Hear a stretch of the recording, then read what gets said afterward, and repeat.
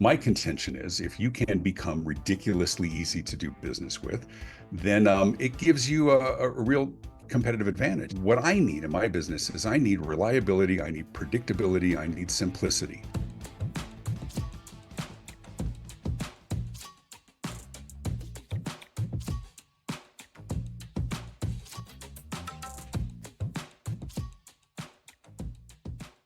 Welcome to the Press One for Nick podcast. My name's Nick Glimsdahl. My guest this week is David Avrin.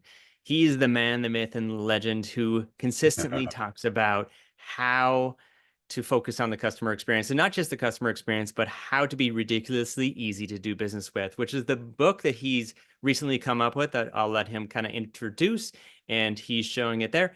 And then, I think there's a lot more to it, but I think that is the foundation. If you're not ridiculously easy to do business with, they're easily going to do business with somebody else. And so, David, thanks again for joining the podcast. For the people Thanks for having me back. Yeah, for the people who haven't had the chance to listen to the past episode, I will put it below in the show notes. But for the people who hadn't have a chance to listen to that previous one, David, who the heck is David Avrin, and where do people find you? Sure. First of all, I appreciate it. There's always something new to talk about. That's one of the great things about all of us in the CX community is as the technology changes, as expectations change, there's so much to talk about. So if you want to go back and listen to the other one, that's fine. Listen to this one. This is going to be the good one. My background, I speak and I consult and I write on customer experience. And to clarify, I don't really talk about customer service. I think we've been talking about it for 50 years. I think we know how to be nice to people. Not that it's unimportant, certainly important. And we have to onboard our new employees and help them understand here's who we are, here's what we believe, here's how we treat our customers. But the experience to me is fascinating. And so I'm fortunate. I've traveled and spoken to 26 countries around the world, about to be 28 here in the next couple of months, helping organizations take a step back. There's a lot of things that we can do. There's a lot of amazing new technologies. But my job is to say, let me give you a global perspective. Here's what we're learning from other industries outside of your own. Here are best practices, but at the end of the day, it's not just about being functional and being um, uh, competent, but it's being preferable. And so how do we look at a competitive marketplace? And so that's what I do. I've been fortunate. I write all these books strategically located next to my head. And I get to be that messenger to help organizations take a step back and take a deeper look into their changing customers and their preferences and proclivities. And we entertain them a little bit along the way.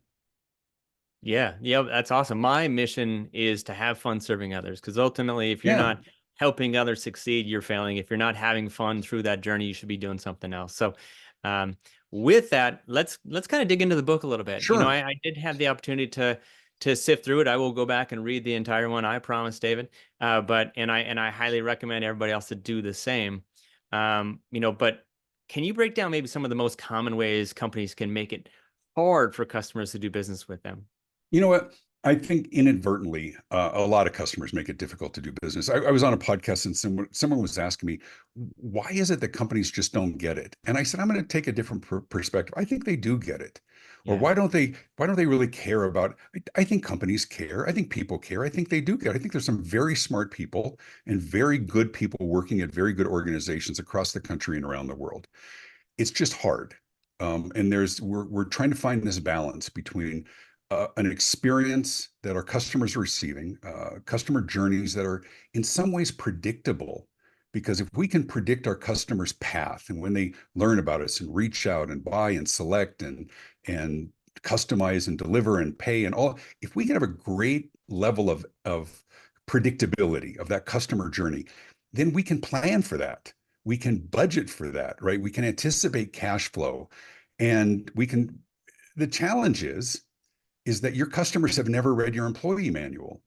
They don't know how they're supposed to do business with you. They just know how they want to do business. So I think one of the biggest challenges, and I think where companies struggle, is we work so hard internally, and these are very good people and very smart people, trying to create some level of predictability in that process. And this is going to work. And how do we give them the right kinds of choices that would still remain profitable? And everything can't be a one-off, right?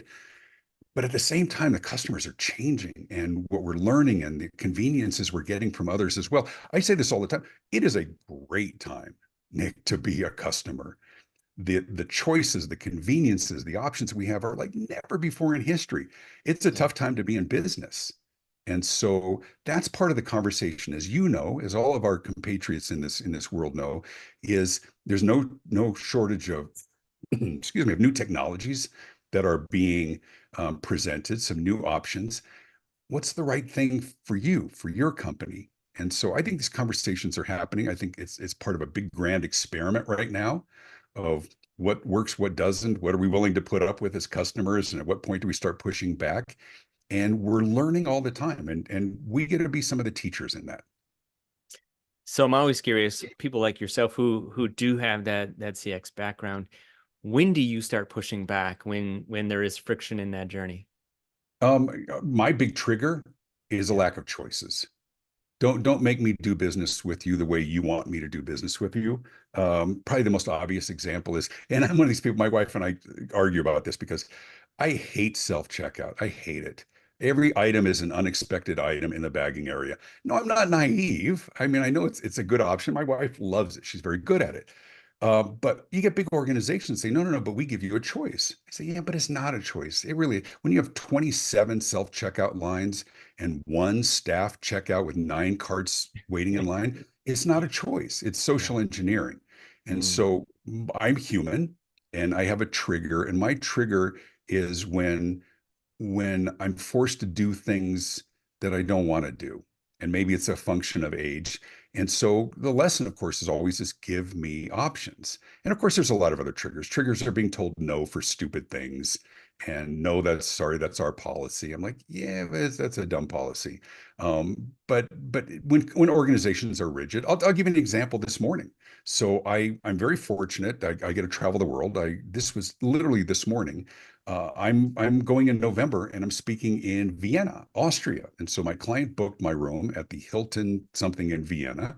Amazing opportunity. My wife's going to go with me. We're going to go do the Sound of Music tour. We're going to try and sing all the right songs in the right locations in Vienna. But I called Hilton and I'm a Diamond member. And I said, can I get that attached to my account? No, it was part of a group thing. I said, yeah, but my name's on there. I said, yeah. They literally, Hilton couldn't create or attach my name to my account and my number for their hotel, for their customer in their system because it was part of a group. And I'm like, it's just it's dumb things that are frustrating. I could rant forever. What the books help me do is to be a little more structured. Here's a specific point of friction. Here's why you do it. Here's why we hate it, and here's a better option. And I had a real good time writing this book, of finding some studies that bolstered the points, case studies that showed companies doing it right. But my trigger is boxing me in to do business the way they want me to do business. Mm. So we talked about the triggers of the self-checkout, which is the higher probability to increase that nasty gram of David Avrin to that organization, which is great, right? But what are some of the organizations that are standing out Sure. from the friction points that are killing it with the strategy? Well, I think if we go back to my mantra, which is Mhm. telling organizations that your real opportunity in a marketplace where everybody's good, arguably everybody's good, or at least good enough, right? And sometimes being good enough at a better price point is a better choice. But when you're looking at a level of parity among, for us as consumers, everybody's good. We have lots of choices. And if you don't want to just go for the least common denominator of price, my contention is if you can become ridiculously easy to do business with, then it gives you a real competitive advantage. And if we look at the companies who do that very well, some very obvious ones with an Amazon or something, but my favorite in all of them is Uber. And Uber for a very specific reason, not just because it's trite to talk about them, but because I travel. And for what I need in my business is I need reliability, I need predictability, I need simplicity. If I have to get to the auditorium or the convention center where my presentation is, I need to know that I can get there. Same thing with my airlines, right? Why I book early flights now because with so much disruption, you want to make sure that you've got options. Uber, I can select which price level I want. I can see exactly how far away they are. I can see when they turn. I can see the rating of the driver, know that they've been checked. I get in, I go, I can decide whether or not there's a conversation, and I get out and I leave. I'm not pulling out my card, my credit card. We're not double parked while I'm waiting for a receipt. It is ridiculously easy to choose because every point that might cause me concern has been addressed.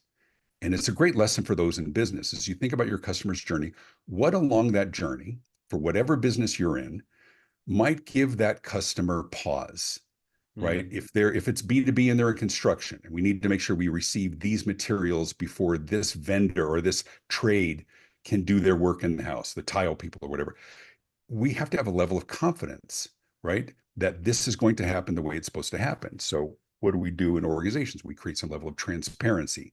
Can they track their order? Can we see when it happened, when it's going? And the more confidence we have that it's going to be exactly what we want, the way we want it, and that we can watch that process to validate it, it's easier to click the buy button, right? Because then we're not, and so I mean, it's part of the lessons that we teach. Now, organizations will say all the time, "Well, we're not Amazon." It's like, okay, but what can we learn from Amazon with the one click? What can we learn from other organizations that make it ridiculously easy? I live just south of Denver, Colorado. I think we have 3 Amazon warehouses in Mm. proximity because we're centrally located. 80% of what we order, we get same day. It's stupid. It's ridiculously great. But for other organizations, that's scary. How do we compete with that? Well, you control what you can, and reducing friction in that process and becoming ridiculously easy to get a hold of somebody, to resolve issues, to pay. All of those things are contribute to people feeling confident in moving forward with a purchase. Yeah, excuse me, even if you made that purchase, how easy is it, or how ridiculously easy is it to make a return? Is it, Yeah. with you talk about Amazon, that's one thing I really like about Amazon. You can say free deliveries, free returns. Yes, I have to pay a subscription per se annually, but I get to make that return. So, you know, you mentioned that in the book. So how can companies compete with doing that without really hurting that bottom line if you're Well, the yeah, quote unquote, I can't be Amazon? of course, but there's two aspects of it. Yeah. We can look at the end, which is making it easy to return. Is that a cost for organizations? Absolutely. We saw something really disturbing this year. I think the first time we've ever seen is people, as organizations, companies charging for some restocking fee. And I understand they're trying to recoup some of that, but now all of a sudden you've made it less safe of a choice because now there's going to be a cost. Um, the ridiculously easy to return isn't just about the end process. It's Mm. about the front process. It's about committing to the purchase in the first place. So if you know something is going to be easy to return, especially for something that might be higher end, it's easier to commit to the purchase in the first place, which brings us to a whole other chapter, which is the ridiculously easy to try before you buy. It's the same thing. Is if you know that you have a chance to make sure you like it before you're committing to pay for it, which is a close cousin to I'm willing to pay for it if I know I can easily return it.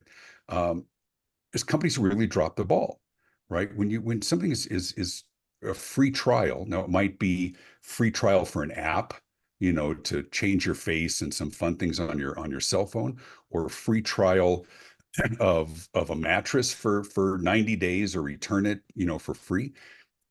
There's a point of friction that companies unnecessarily and counterintuitively, there's research that actually bolsters this, is it's not a free try before you buy it, a no risk try before you buy it, because they require what?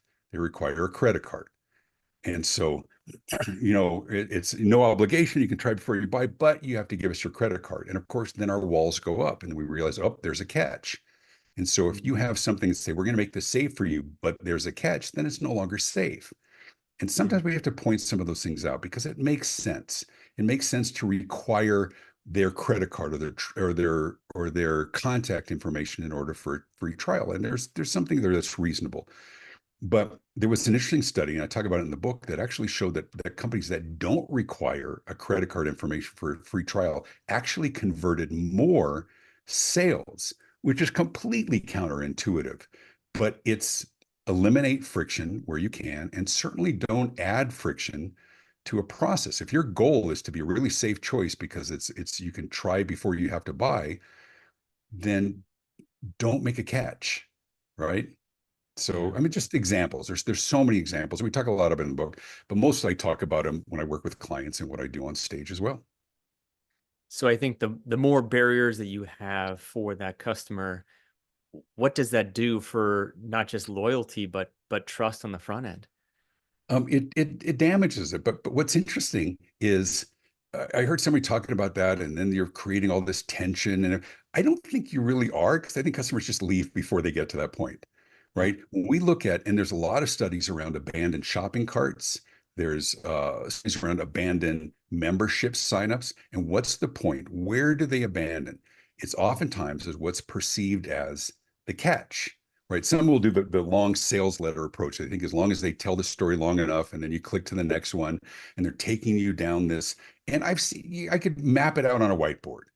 The Yeah. problem is the longer it goes, the more we start going, okay, this isn't feeling good anymore. Now, what is like, it's like, it reminds me of the old Amway salespeople who they like would do everything they could to not tell you it's Amway. Say, so have you ever thought about like owning your own career? Like, is this Amway? No, let me tell you what it isn't. It isn't a thing. Is this Amway? Well, let me tell you what it's like. Is it Amway? Right? Yeah. And there we're getting really wise to some of the ploys, the tricks, the rabbit holes. I told a story in the book, and this was really a profound moment. My wife and I, we live in Colorado, so we were looking at some mountain property. Thought, what a cool thing to create like a family compound. And we were looking at cabins as just an example. And so we found one that we really kind of liked this model. And there was a button that said, click here for price. And so I clicked it. Did I get a price? Of course not. What did I get? I got a contact form because I've been part of these conversations. They know they can't really give you a price because there's so many different options. What do they want to do? They want to get you on the phone so they can talk you through. And if you can, but it was disingenuous, right? Yeah. Their goal is to get you on the phone. What was my goal? Just to see, give me a sense of the price. And Mm. so the reality is, I didn't fill out the form. I saw a statistic. I'm trying to find out where this came from. So don't quote me on it, but I heard someone on stage said 86% of people will never fill out a contact form. Isn't that crazy? And I Yeah. talk to business owners. They say people fill out our form all the time. I'm like, you have no idea who didn't. Right. The greatest source, here's a takeaway, the greatest source of lost revenue for your business, whoever is listening or watching, your greatest source of lost revenue is the customer you never knew about, Right. right? They went to your site and they clicked away because it was hard to find information. We go to websites all the time. There's no freaking phone number anywhere on the site. I mean, it's a height of arrogance. Like we are so good that, what do they direct them to a contact form because then Joanne will get all the, and the reality is we don't fill out that form. We just go to a contact form is voicemail of the internet. Mm. When was the last time you left a voicemail for someone? You just don't. You just go to the next one because Right. there's other signatures. So it's one of the other things that's maddening. I mean, there's so many different things making it difficult to reach a real person. Of course, we talk about that a lot in our industry, but I'm saying just on the most basic level, which is one of the challenges with technology, is that we're just, we're screaming into the phone, real person, agent, real person. I think you said no, no, right? It's just, I mean, we have our customers right there. They're on the phone. They're on our website, and we're frustrating them. Yeah. It's maddening to me. So I think two things from that. One thing I always take away is like if I'm filling out a survey and a survey gives me a page and then it gives me the next page and it gives me a next page, doesn't say the percentage of me filling out the Right. form in most cases. And I'm 20 questions in, looking at my kiddos, and I'm like, how much time do I got to spend on this thing? It's not like I'm getting The paid key is hourly you don't for it. know. You don't Right. know how long, and Yeah. there's no excuse for that. Yeah. So my question is like, how can businesses not only gather that feedback, but actually use it in a meaningful way, but also give them an out and then collect that information, hopefully, to do something with? Yeah, I mean, two questions really. I mean, the first one Mhm. is gathering the information. The second one, how do we use it? The Yep. problem is we've automated. So I've been getting a survey every day for the last 2 weeks for a conference I did not attend. But I just wanted to watch it because normally I would just delete it and unsubscribe. I wanted to find how often I'm getting this because this is what I do for a living. So I'm always sort of on the lookout for it. And it was, please rate the conference. How did you enjoy the conference? I wasn't even at this conference. I have no idea how I got on this list, but it's automated. It was through Infusionsoft or Confusionsoft or whatever that might be. Every day for 10 days.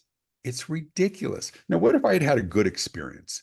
And now I'm so frustrated with them that they've actually affected my experience by asking about my experience. So one of the things I talk about is absolutely we have to gather information. One is we have to be able to head off people who might have had a negative experience so that we can mitigate, offer solutions, help them be heard so that they don't go rant online. That's of course the first goal.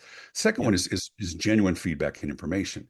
It's important that we ask, but I don't think we can ask more than twice.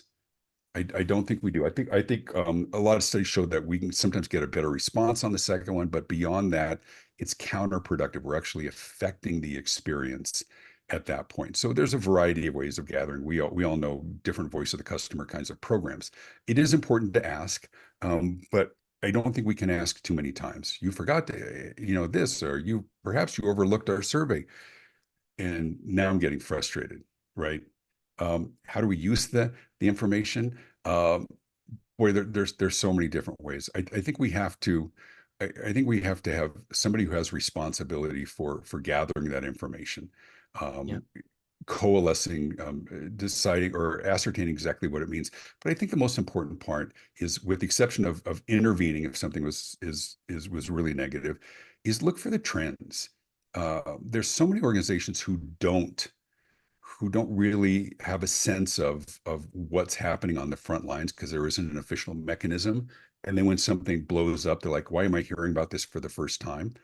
Yeah. Um, uh, I tell a story in one of my books. I was at Chicago O'Hare, and I was I was at one of the restaurants at the railing, just kind of looking out at the concourse. And next to me, somebody walked up to the hostess and asked her a particular question. She says, "No, I'm so sorry," and the person leaves. Next person comes up, asks the same question. She says, "I'm sorry, we don't." And I'm watching person after person leave. Mm. And so the question is, what was the question being asked? And you'll smile when you realize the question was, do you have a seat next to an electrical outlet? Wow. Isn't that fascinating? Because of course, right, we need to charge our stuff. Yeah. And but I asked audiences, I said, do you think she passed that on to her manager? No. Gotcha. And it would be very easy to criticize. She was great, but she had a misunderstanding, a fundamental misunderstanding of what her job was. It wasn't about building the business, it was about seating people, which she Yeah. did very well. They didn't have a mechanism in place for her to document the amount of times she was being asked a question from a frustrated customer. Do Right. we have point of purchase? And everybody's not retail, of course, but what are the questions that are being asked again and again? What are the things? This is an important one. As an organization, our frontline, whatever that might be, what are we saying no to? Mm. Right? Because, and often it's because it's something we don't do.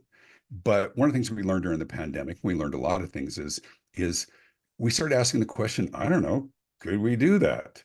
Right. Is there sufficient demand for that service, for that product, for that offering, for that accommodation that would make sense? Maybe it's a potential profit center. The broader lesson is it's important to hear what's going on, to intervene if there's something crisis clearly, but we need to know what's being asked, not just complaints, but what's being asked that we don't do. That's also a good way of sort of saying, here's what our industry will likely offer or provide in the next 3 to 5 years. Uh, and if we have of our good ear to or what our customers are requesting that we're not able to fulfill right now, that gives us some good ideas for what we might do to enhance our service offering. Mm. I like that. You know what?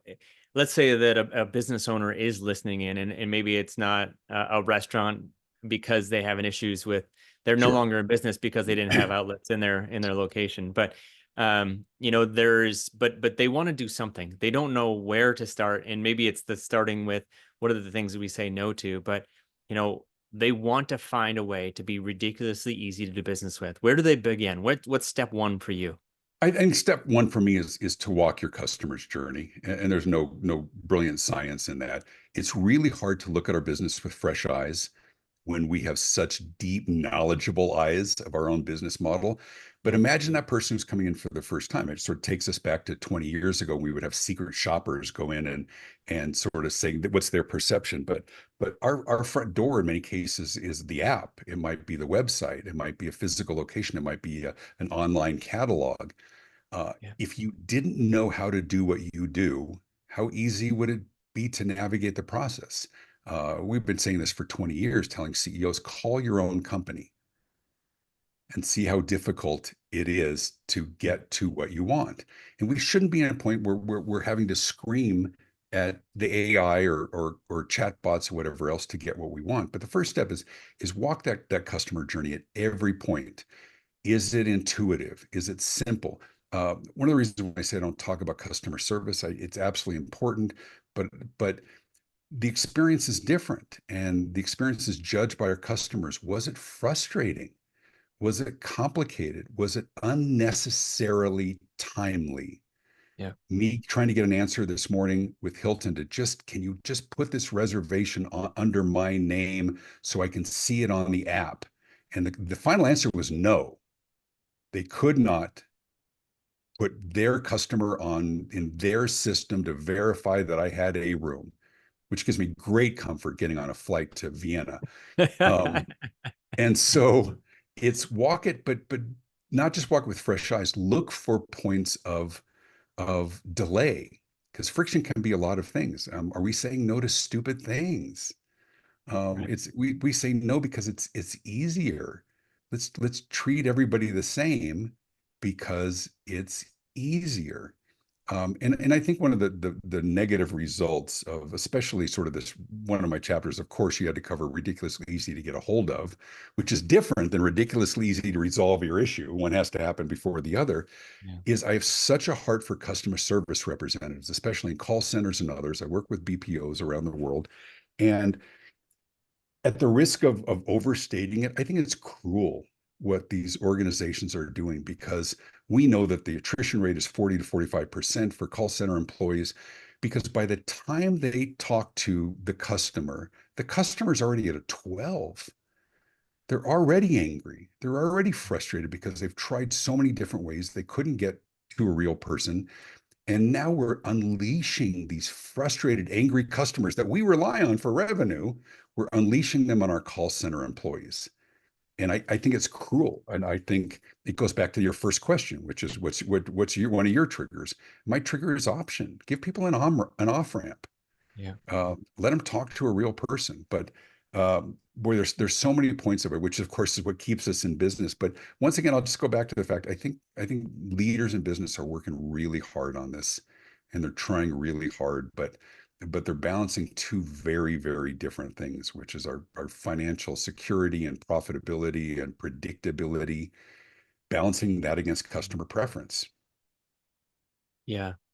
Yeah. I think we could go and spend the next 2 hours on breaking down the book, and Yeah. And identifying I'm what not the here work trying to sell is. books. I want to talk CX. No, but I think it's important because if, ultimately there's a lot of books out there, and Yeah. frankly, I don't think there's a lot of them that are similar when it comes to customer experience. And I think that, when we first had that interview with why customers leave and how to win them back, like I like and I go back to that excerpt that you have at the very beginning of the book, and Remind me, what was it? I'll have to go back and send it Okay. to you, but it's about the fact that, we're not we could just get pissed off, but ultimately we're just going to leave. You're asking for all this information, you're making demands, you're doing this, and then you're saying ultimately so do you. Like you have those same demands that your customers have of you, but you're actually not choosing to do something uh, to the same issues that you have, and the problems that you have. It ultimately goes back to the issues that you also have as a consumer. Right. So act like one.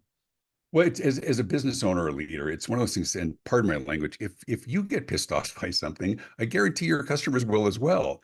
Yeah. Like you talk to business leaders and say, how many of you hate voice trees, right? Please listen carefully as our menu options have changed, right? And you're about Yeah. to hear 9 things that have nothing to do with what you want. And most of them will say, I hate that. Yet most of them still unleash that on their customers, Right. right? Because there's a business case to be made for that. But what's hard is when companies make decisions like, here's how we're going to do it because it works, and they're trying to do the right thing, and then they tell their customers this is the way you have to do it, and their customers go, I don't have to do business with you at all, Yeah. right? And if you make it overly complicated or frustrating, I mean, I joke that you go to a doctor's office now and they hand you some electronic device that you weren't trained on, and so that the receptionist doesn't have to enter the information, let's give it to the guy who's bleeding from his head. Yeah. He should be doing the right. And there's so many things being shifted to us, and I get it, but it adds up, right? Younger people love the self-serve options. Older people need a human option. I think it's one of the challenges today. Someone had said on at a conference, and I was trying to do the math that like for the first time ever, we're serving 5 generations. Mm. And I think it speaks to the fact that some very young people have buying power today, and certainly access to electronic devices. So it's a real challenge that how do we serve so many generations who want to do business differently? And part of it is of course prioritization. Who's your core audience? We better be ridiculously easy for them. But we see Yeah. businesses all the time that they tell us, here's how here's how you have to pay us. I mean, I have clients who ask me, say, do you take PayPal? Do you take Zelle? Do you take Square? Do you take Venmo? I mean, what's the answer, Nick? The answer is yes. Yeah. Yes. What's the next question? My God, they're trying to pay me. Right. And so it's crazy for me how often I get, because I speak for a living, how often I get clients who will send me a contract. I'll either send mine or they send theirs.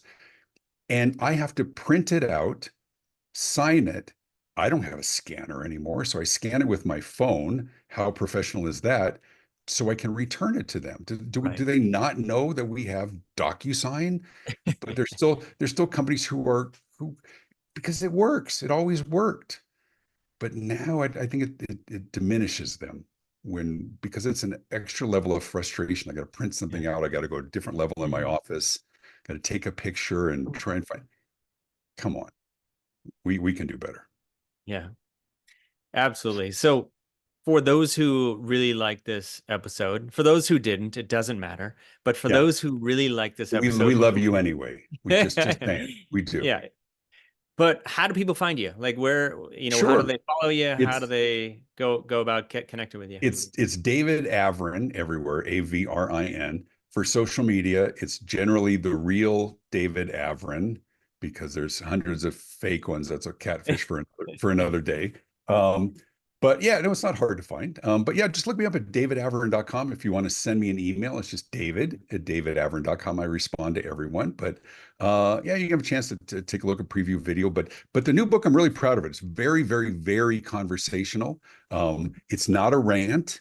But it's highlighting some points that maybe you wouldn't have thought about. There's some obvious ones, but there's some other ones that would go, you know what? I hadn't thought about that. That might be hard. One of them, just real quickly, was just ridiculously easy to see.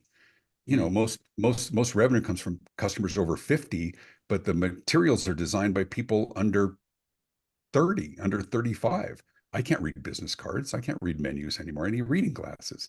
So right. anyway, I think it's entertaining. And if you pick it up, shoot me a note or leave a review online. Always appreciated. Love it. Thanks so much, David. I actually had my previous gig to this. I had real small business cards, and somebody about your age said, "Hey, this is great, but I have no idea what it says." So the Yeah. next week, I changed it so the logo was almost the size of the card, and on the back it just said, let's connect, and then it just said my name, right? Like I tried to make it as easy as possible. I brought it back to him a week later, and he's like, "Thank you." Yeah. He's like, "You're the first person that actually listened." And I'm going to try and let go of the fact that you just said people your age. So Yeah. I think we're done I with this thought, conversation. people in the 40s are still have problems seeing as well. That's what I'm saying. You're good. No worries. Thank Awesome. you for having me on. I really appreciate it. Hey, you bet. Thanks so much, David. See ya.